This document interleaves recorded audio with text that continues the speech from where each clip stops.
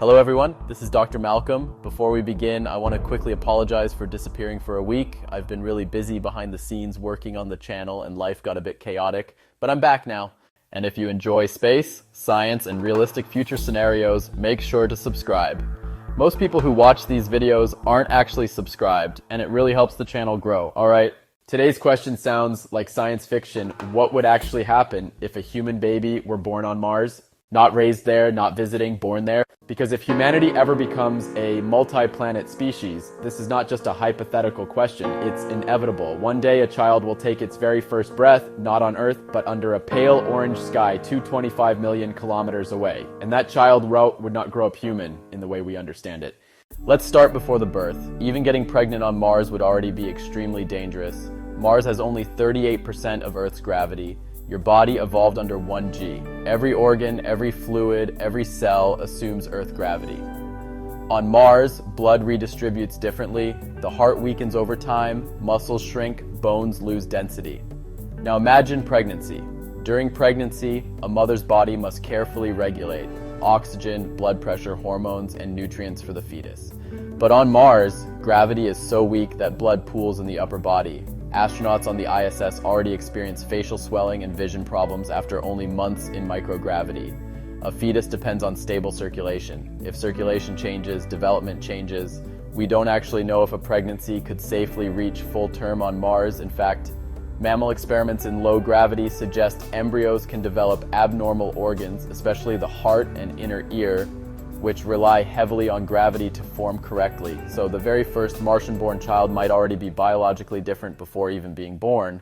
Now comes the bigger threat. Mars has almost no magnetic field and an extremely thin atmosphere. Earth protects us from cosmic radiation. Mars does not. On the Martian surface, a person receives roughly 50 to 100 times more radiation than on Earth. For adults, this raises cancer risk. For a fetus, it's far worse. Radiation damages DNA while cells are dividing, and embryos are basically only dividing cells. This means higher chance of birth defects, neurological damage, developmental disorders. To safely have a child, colonists would likely need to live deep underground or inside habitats covered with several meters of Martian soil. In other words, the first human born on Mars would probably never see the surface as a baby. Now imagine the moment of birth. A newborn baby's first action on Earth is simple. It cries and fills its lungs with air. On Mars, that air does not exist. Mars's atmosphere is 95% carbon dioxide and only 0.13% oxygen. A human exposed to it would lose consciousness in under 30 seconds. So the baby must be born inside a fully pressurized habitat, basically a giant life support machine.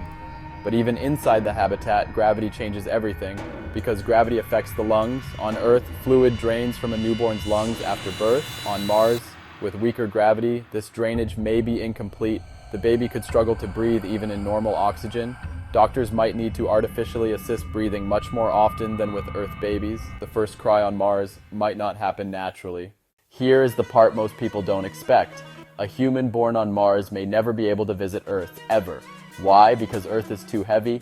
Remember, Mars gravity is 38% of Earth's. A child growing up there would develop weaker bones, reduced bone density, different muscle structure, a heart adapted to pumping blood in low gravity.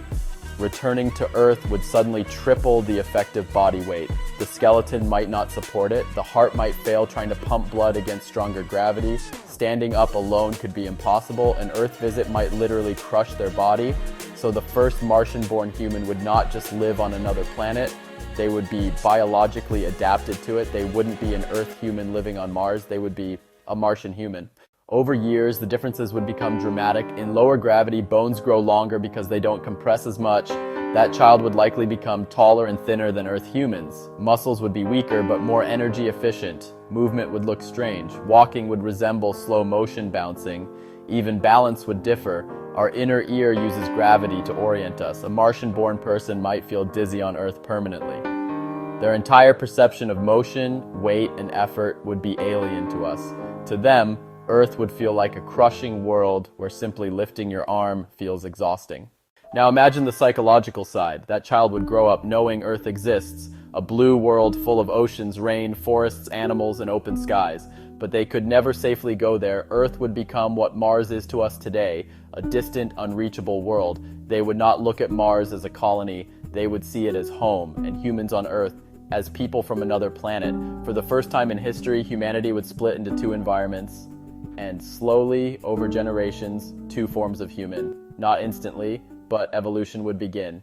Give it hundreds or thousands of years, Mars humans might develop higher lung efficiency, radiation-resistant DNA repair, lower bone density, different circulation. Eventually, interplanetary travel between Earth and Mars could become biologically impossible without medical assistance.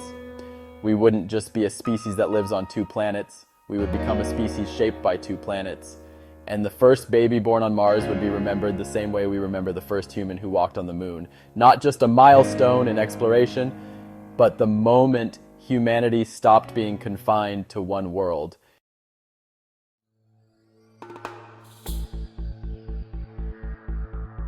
If you made it this far, thank you for watching. And again, sorry for the week without uploads. I appreciate you sticking around. If you enjoyed this video and want more realistic space scenarios, don't forget to subscribe and turn on notifications so you don't miss the next one. This is Dr. Malcolm, and I'll see you in the next universe.